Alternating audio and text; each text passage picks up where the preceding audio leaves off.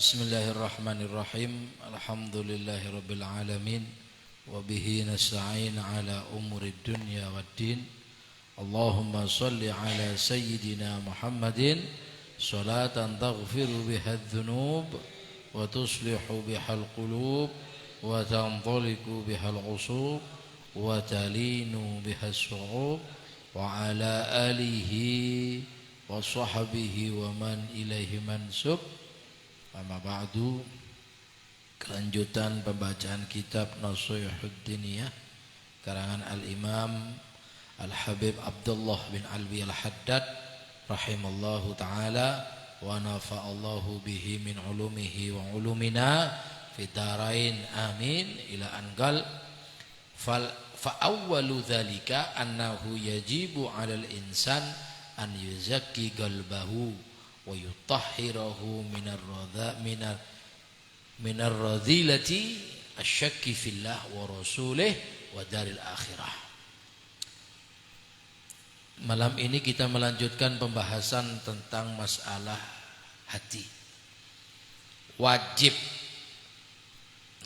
ini kan sudah jelas ya, kalau ditinggalkan dosa.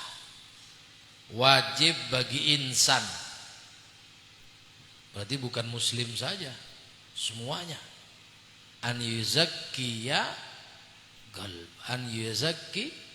qalbahu, supaya membersihkan hatinya, mensucikan hatinya dari kotor-kotoran, dari perbuatan-perbuatan jahat, terutama asyakki fillah wa rasulih, asyak kepada Allah dan Rasulnya, wadaril akhirah, dan rumah akhirat.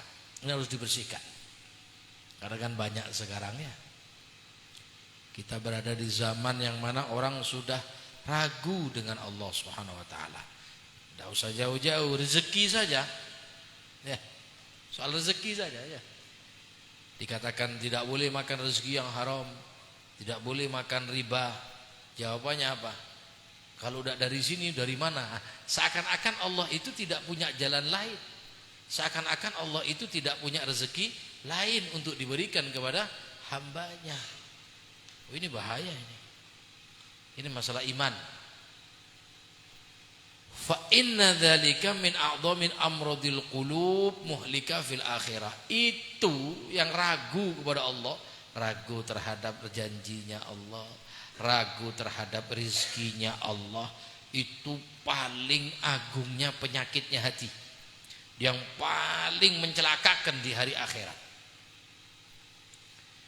Wallati tadurru dararan, juga mampu membahayakan, khususan indal maut, terutama saat mau mati.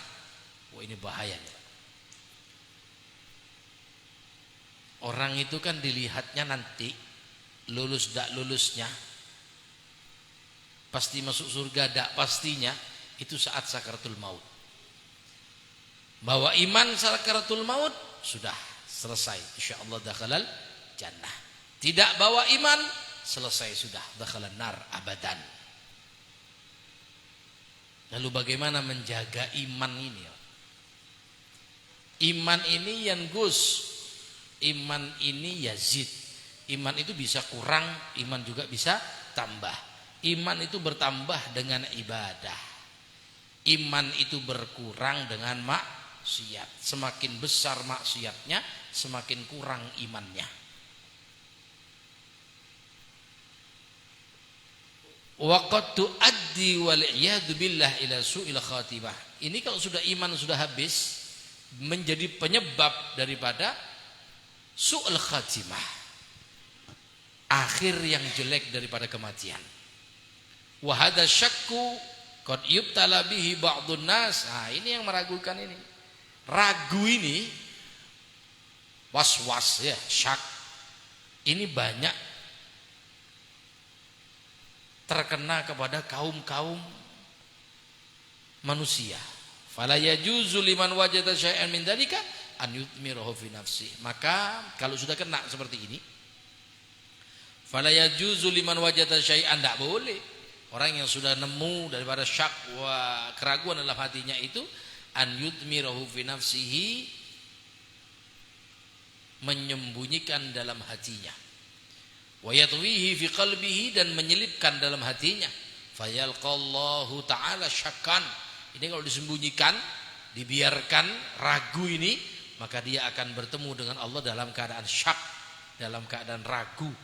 Bal yajibu alaihi, tapi wajib an yajtahida fi izalati dzalika, harus wajib menghilangkan itu semua. Harus dihilangkan, keraguan itu harus dihilangkan.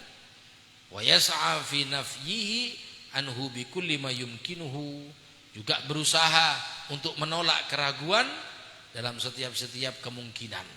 Harus ditolak, keraguan itu harus ditolak. Setan ini kan kerjaannya kan bikin ragu-ragu.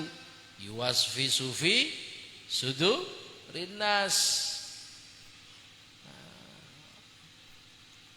memberikan keraguan-raguan, kewaswas kepada hati manusia. Itu kerjanya syaitan, karena dia tahu manusia ini kalau was-was imannya hilang. Kalau dia yakin, wah selamat ini. Makanya gimana supaya tidak yakin?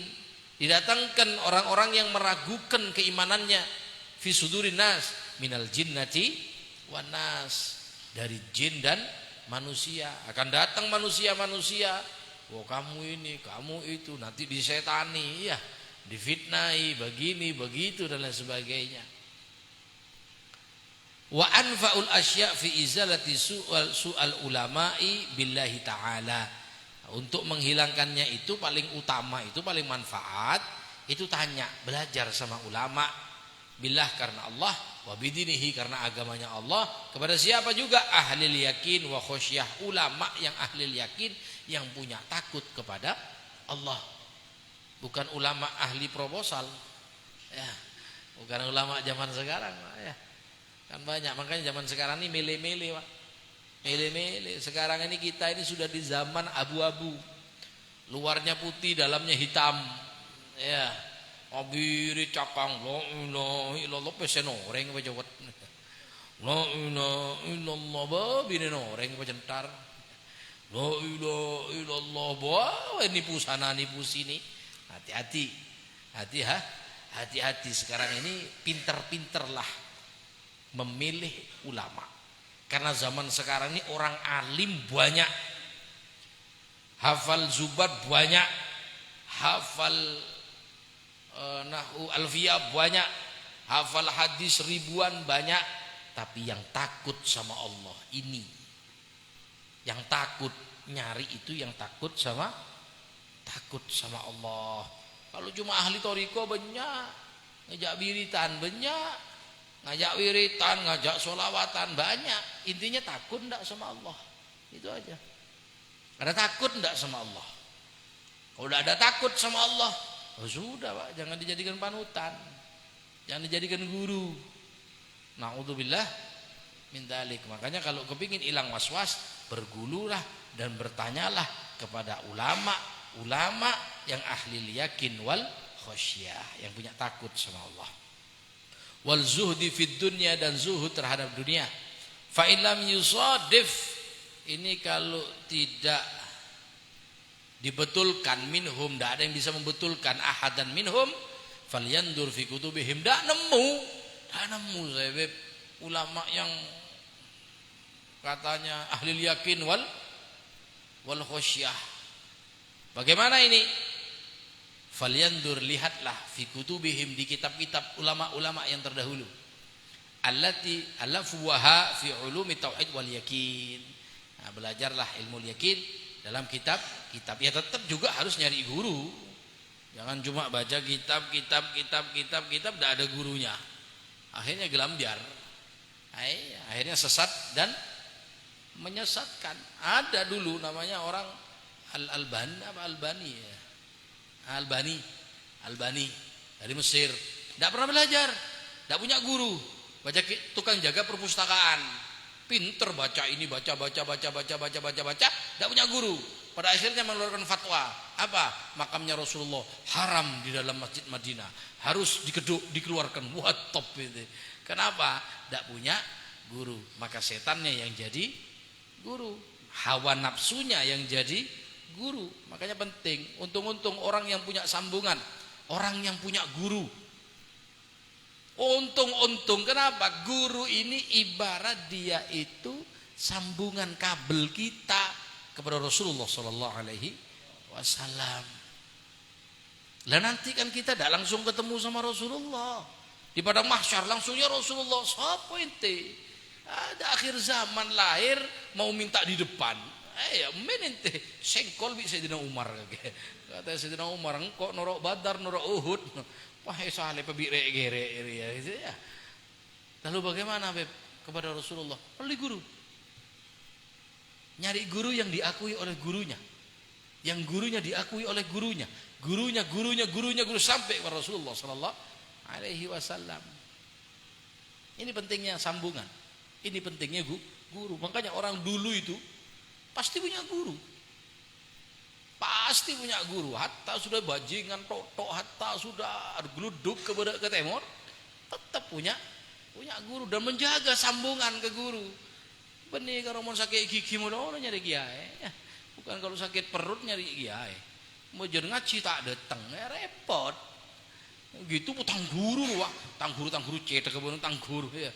Enggak pernah ngaji, enggak pernah duduk baca kitab sama, terus ngocak tang guru, kenyek cetek kan orang seperti itu. Ini sambungan. Makanya penting punya guru. Walaupun Anda tidak jadi orang alim, setidaknya sampean punya yang pegangannya jenengan nyambung kepada Rasulullah. Setidaknya tidak jadi orang alim, tidak apa-apa, yang penting punya sambungan. Karena nanti tidak mungkin. Terus yang paling luwet itu kalau sudah sama gurunya diputus. Mau kemana ente? Saya langsung Rasulullah, langsung Allah. Dari mana ente?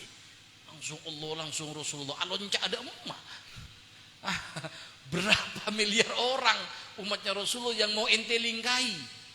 Berapa ulama yang mau ente lingkai? Mau langsung Rasulullah, langsung Rasulullah. Di padang mahsyar nanti manusia itu kayak beras dalam karung. Mau langsung-langsungan kemana kita? Yang paling dekat sama kita siapa? Guru. Nanti guru itu akan nyari gurunya. Gurunya akan nyari gurunya. Gurunya akan bersambung ke gurunya, ke guru-guru sampai dekat Kanjeng Nabi Muhammad sallallahu alaihi wasallam. Ini pentingnya menjaga hubungan dengan guru. Zaman sekarang kan enggak. Ya, kadang guru nih rasanen. Guru nih kebiasaan terus mau nyambung ke Rasulullah dari mana? Gurunya yang dirasani. Guru nih kegosip. Oh iya, masa iya? Anu kiai jan, waduh balang lah. Tak kira nyambung. Alhamdulillah. Enggak, Beb. Soalnya guru saya ada kejelekan loh, manusia. Ente punya guru itu manusia selama tidak melanggar syariat. Ya kalau zina jawab guru, Pak. Ya mau kiai zina ya, buang ke sok-sok besar.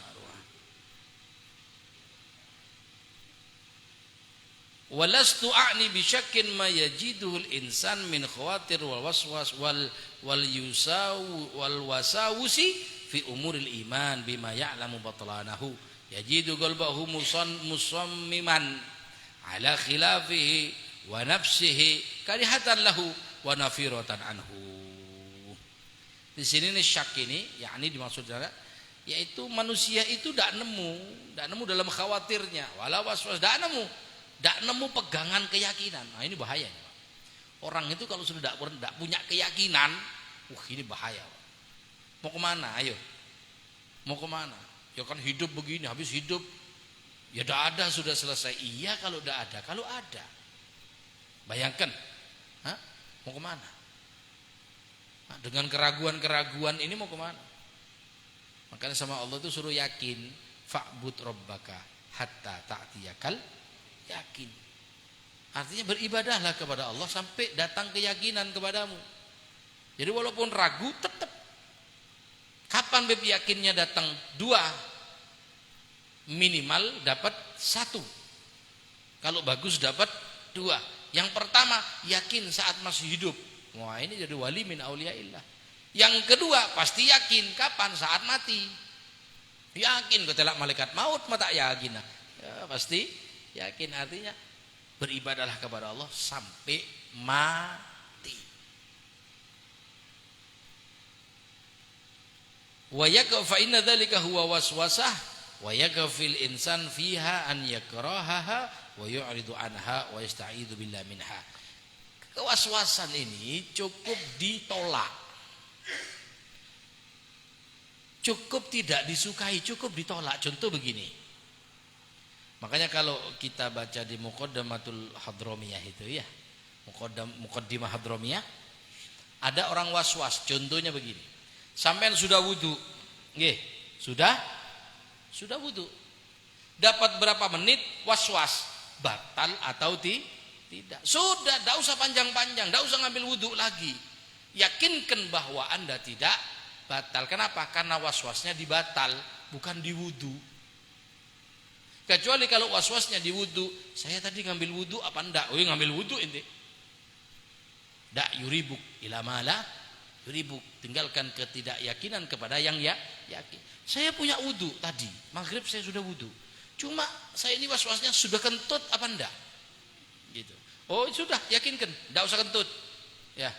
Boh, tapi mak kata bau tak nyaman dinoreng lain. Ya. Sudah, segitu kan sudah.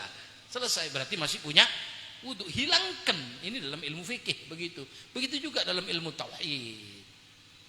Wa min a'dhami amradil qulub wa sifatihal muhlikah, termasuk daripada a'dhamnya, agungnya penyakit-penyakit hati dan sifat-sifat penyakit hati yang bisa membuat manusia celaka. Yang pertama al-kibru, sombong. Top Pak, sombong ini Pak. Top. Sombong ini sudah top. Wa huwa min sifati syayatin. Itu adalah sifatnya syaitan, kama qala Allah Ta'ala fil iblis la'in. Allah Ta'ala dawuh berfirman dalam Al-Qur'an, a'udzubillahi minasyaitonir rajim, aba wastakbara wa kana minal kafirin. Allah itu mengatakan sifatnya iblis yang laknat itu adalah aba yang pertama. Apa aba? Bukan aba bapak ya. Maksudnya aba ini dia itu tidak ngereken, wastakbara, dan merasa sombong, wa kana minal kafirin. Orang sombong ini pasti mati kafir. Pasti mati kafir. Ya, apa tanda-tandanya orang sombong? Tanda-tandanya orang sombong itu meremehkan orang. Meremehkan orang. Baik ilmunya diremehkan, baik kelakuan apapun juga diremehkan. Tawaddu itu tawaddu itu menganggap diri ini tidak lebih baik dari orang lain. Itu tawaddu. Jadi bukan yang jalan ngereng engki, bukan ya, mutabtab itu. Apalagi kalau sudah ngomong palang kongengki olar itu, saya sudah paling tak umes ke orang mun lah temu terus mereng deh ya kan. Kan bodoh itu ya, kan bodoh. Abdina empan kenyek ngejer. Oke, abdina. Saya paling tak umes ketemu orang seperti itu. Bukan itu tawaddu. Jalan nunduk-nunduk sama gini-gini tapi di belakang khianat. Ya. Bukan itu tawaddu. Tawaddu itu tidak menganggap hati ini, diri ini lebih mulia dari orang lain. Kibir, sombong, kebalikannya, menganggap diri lebih baik. Gampang kan? Udah gampang begitu. Bahkan diajari oleh Syekh Abdul Qadir Al-Jalani, beliau itu mengatakan agar dirimu tak sombong, kalau ketemu sama orang yang lebih tua, husnudon, itu amalnya lebih banyak dari saya, lebih pengalaman, sujudnya lebih banyak. Kalau ketemu anak kecil, maka harus husnudon, itu dosanya lebih sedikit dari saya. Saya sudah umur sekian, dosa apa tompo, itu anak kecil belum berdosa, berarti anak kecil lebih baik dari saya. Ketemu hewan, jangan menganggap hewan lebih tinggi dari kita. Kenapa? Hewan tidak akan pernah merasakan neraka. Kita, calon. Jangan khawatir, ada calon, pasti ada kemungkinan masuk neraka. Walaupun juga ada kemungkinan masuk surga. Kelihatan orang maksiat, jangan dinyek, jangan dihina dan sebagainya. Bisa jadi dia nanti dikasih tobat oleh Allah Subhanahu wa taala di akhir umurnya, kita tidak tahu. Sedangkan kita masih bergelut dengan maksiat, masih bergelut dengan dosa, masih belum tahu kapan kita akan bertaubat. Begitu. Diajarkan oleh Syekh Abdul Qadir Al-Jailani. Wal mutakabbiru baghidun ilallah. Kama qala Allah Ta'ala innahu la yuhibbul mustakbirin. Sombong ini sangat dibenci oleh Allah. Sesungguhnya Allah berfirman, sesungguhnya Allah itu tidak suka, tidak cinta terhadap orang yang sombong. Innallaha la yuhibbu kullu mukhtalin fakhur. Allah itu juga benci, tidak cinta kepada orang-orang yang membanggakan dirinya. Suka wah yang kok reh. Yang kok. Nah, karena ada pola tak tahu ya yang kok. Bon tibi tak tahu apa boleh kok. Kan begitu. Kan banyak begitu. Yang kok reh. Yang kok wong kok mulabirit ser ocon langsung ocon. Wah, ini dibuat orang paling dibenci oleh Allah Subhanahu wa taala. Ya ada kadang benda nak beres ben pokok mau kita kungkok beres. Wah, ada top ini ya. Ada kan kondukon begitu ya. Ada kan? Ada kondukon begitu ya. Wela boncok ke beter menengkok seneku beres. Puh, ada mak mentah. Membanggakan diri. Wal khuyala wal fakhru min awsafil mutakabbirin. Khayal paling tinggi, khayal paling alim, khayal paling wah. Itu juga wal fakhr, membanggakan diri, membanggakan embanya. Yang kok turunan fulan, Habib turunan ini, fulan bujuk bapak bujuk apa namanya kabulator umpamana ya. Yang jak bola mak beda bujuk diesel bola ya. Ya kompo ya bujuk diesel, bujuk kabulator umpamanya. Bangga ishawa. Ada minat termasuk sifat dari sifatnya orang sombong. Bahkan kata Sayyidina Ali, orang yang suka membanggakan datuk-datuknya, membanggakan turunan yang di atas, kata Sayyidina Ali, rek-gerek. Bukan pemuda, tapi anak kan kecil. Belikan permen sudah. Ya, umpamanya ada orang datang ke sampean, saya ini cucunya Habib Soleh, melagi permen, rek-gerek dia. Saya cucunya Habib Soleh Tanggul, ambilkan permen. Loh, kenapa? Rek-gerek jangan Habib novel kaki. Kenapa kok begitu? Karena Sayyidina Ali bilang laisal fataman yaqulu kana abi lakinal fataman yaqulu ha anada. Pemuda itu yang tidak mengatakan ini bapakku, ini mbahku, ini turunan, enggak, tapi seorang yang dikatakan fata, pemuda yang betul-betul kuat, dikatakan bahwasanya ini loh saya. Ya, maksudnya dengan ibadahnya dia, dengan ilmunya dia, bukan bawa-bawa embah ya. Wah, nggak boleh matu lagi ke tangan mbak kaki deki oke. Wah, anak melaki permen apa yupi apa nih. Kasih orang gerek dia anak kecil ya. Anak kecil ya salfatah. Bahkan kata Sayyidina Imam Ghazali rahimallahu taala, beliau itu pernah berkata man yatafakhar bi abihi. Barang siapa orang yang berbangga-bangga dengan datuk-datuknya ya, dengan orang tuanya, dengan bapaknya, dengan apa hebatnya wali turunan Raden Sopo Ronggo Warsito siapa ya, Gatot Kaca turunannya Gajah Mada umpaman Ronggo Lawe ya. Ada lagi apa itu Raja Alinggarma ya. Ulama turunan mak lampir sekali lah ya. Turunan yang dibanggakan turunan raja katanya Imam Ghazali ya annahu yadhunnu yashba bi akli wa syarbi abih. Orang seperti ini diibaratkan seakan-akan dia itu kenyang dan seger dengan makan dan minumnya bapaknya. Jadi bapaknya yang makan, dia yang kan tidak mungkin. Tidak mungkin. Kalau bapaknya yang makan, bapaknya yang kenyang. Anaknya tidak makan, ya anaknya lapar. Ini kan sesuatu yang tidak masuk.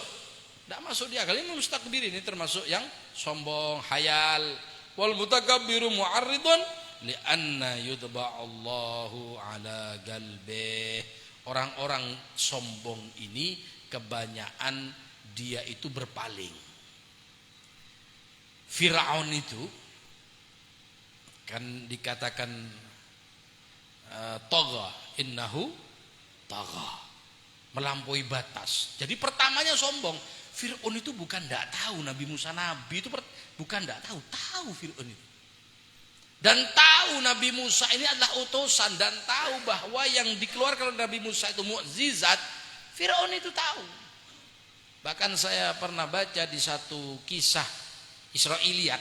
Nah, banyak di Indonesia ini kitab-kitabnya kiai Indonesia itu mengarang kitab-kitab Israiliyat. Firaun itu 100 tahun, ada yang bilang 200 tahun sebelum Nabi Musa lahir, Firaun itu pernah munajat sama Allah. Jadi Firaun ini pernah munajat sama Allah, pernah. Kok bisa? Ternyata Fir'aun ini punya bapak kiai besar.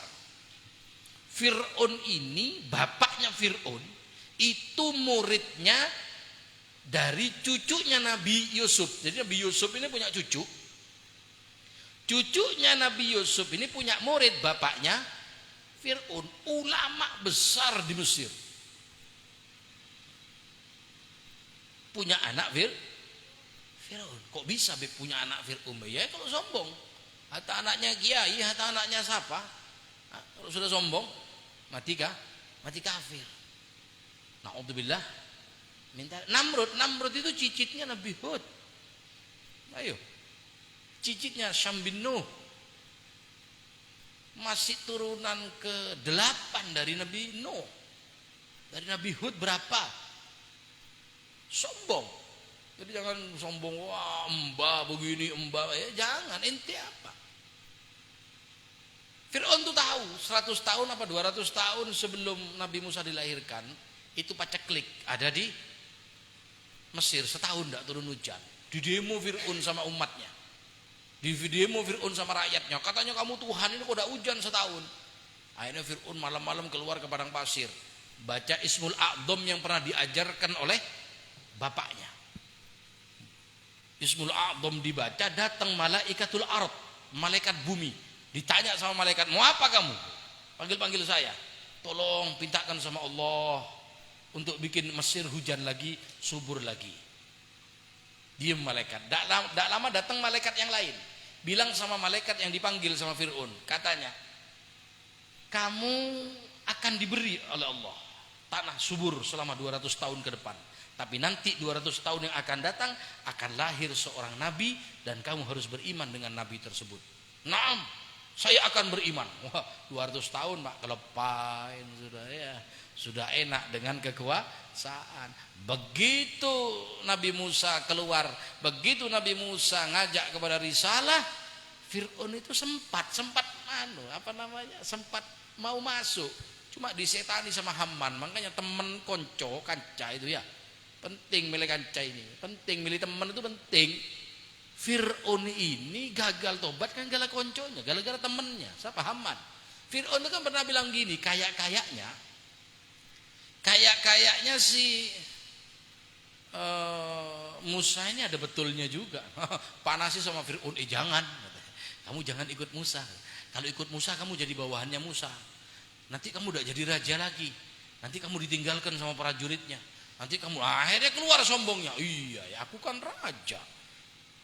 Musa kan anak angkatku. Rek nak kan abil dari ya. Akhirnya mati dalam kesombongan. Kadzalika yadba'ullahu ala kulli qalbin mutakabbirin jabbarin. Begitulah Allah membuat daripada hati-hati yang sombong ini menjadi jabbarin, diktator. Na'udzubillah. Dan kebenaran akan diinjak-injak dengan gengsi. Gengsi itu keluar karena sombong. Wal mutakabbiru masrufun an ayatillah. Kama qala Allah Ta'ala sa'asrifu an ayati allati yatakabbaruna fil ardi bighairi haqq. Itu membolak-balikkan. Ya, menukar. Orang kalau sombong itu suka menukar daripada tanda-tandanya Allah. Ya kayak tandanya Fir'aun itu sudah. Tak percaya. Dibilang nanti kiamat, nanti alam kubur. Enggak saya teman depak ke kubur ya. Nah, kan banyak seperti itu. Malah haram melolo, neraka terus, kayak pernah masuk neraka. Nah, itu kan. Ya, inilah orang kalau sudah sombong, dia akan berpaling dari ayat, dari tanda-tandanya Allah Subhanahu wa taala.